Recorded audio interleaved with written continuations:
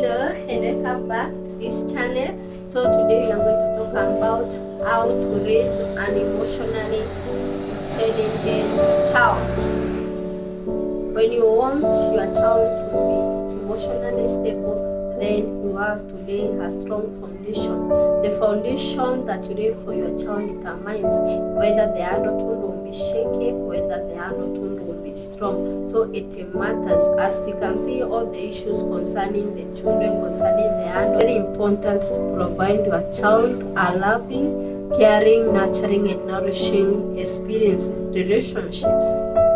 A child who is getting the loving, caring, and nurturing relationship will develop differently from a child who is exposed to traumatic experiences such as rejection, such as abuse and neglect. So it matters. So what this loving relationship, are you cuddling your child? Are you giving them a listening ear? They want to be heard. They don't want to be seen. They want to come and say to you, Mommy, I'm passing through this and this, and you reassure them, you talk to them and tell them this is this and this and that. You speak to them so that they can know, I have someone who supports me, I have someone who listens to me. They can be able to express their feelings. What happens when a child is not able to express their feelings? When they come to you and tell you that this is what I'm passing through, and you tell them, no, it is not like that, and then you teach that child it is okay to suppress this emotion. And so this is how this child gets programmed. It is not okay to express how we feel. You are taught it's like that is the foundation that is doing that will determine how you are going to cope with other new life situations. And therefore you see this person who was not given, this child who was not given a chance to express themselves, then even at adulthood they are not able to talk, they are not able to express, and that is why you see most of the people, they keep to themselves. So it is going to allow a child to express themselves. When a child maybe is crying, allow them to express the emotions. Allow them, don't tell them that you have to keep quiet. A boy child doesn't cry. No, they are children, they are human beings, and we have to bring up these children in the right manner so that we can't have problems in future. And so when a child who is provided, when there is support, this child as they become their true self, they develop their authentic self, they are who they are, they express their full potential because they know this caregiver here, this parent or this guardian here is supportive. Even though have passed through some things that are not good, they were there to support me, and therefore they will learn that they are needed in this world. You learn that the relationships are trustworthy, and you learn that this world is safe. And so what happens to the child that is exposed to traumatic experiences, like maybe a child is sexually abused, a child is maybe physically abused, emotional abuse, where it invalidates the feelings of a child, then they will learn this world is not safe. They don't trust the relationship that they are being formed because they were not able to trust this caregiver, because one day they are going to support them, the other day they are going to yell at them, they are going to shame them, and they are not going to listen to them. And so it is very important to understand the experiences that we expose to a child to are very vital. And so when a child learns that this world is not safe, the relationships are not trustworthy, these caregivers cannot be trusted, then they have their distorted self.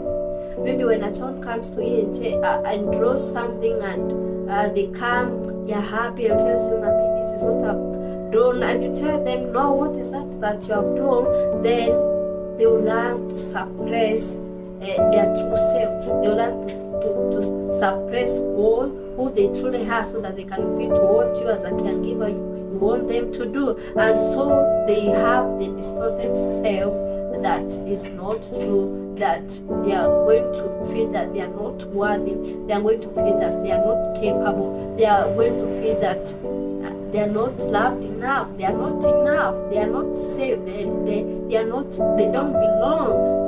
well. And so it is very important. And maybe as a parent, as you listen to this, maybe as you watch this, you may be asking if what will happen, because that is what I've been doing to my children. I've been not listening to them, I've been not caring for them, I have not been nurturing them well.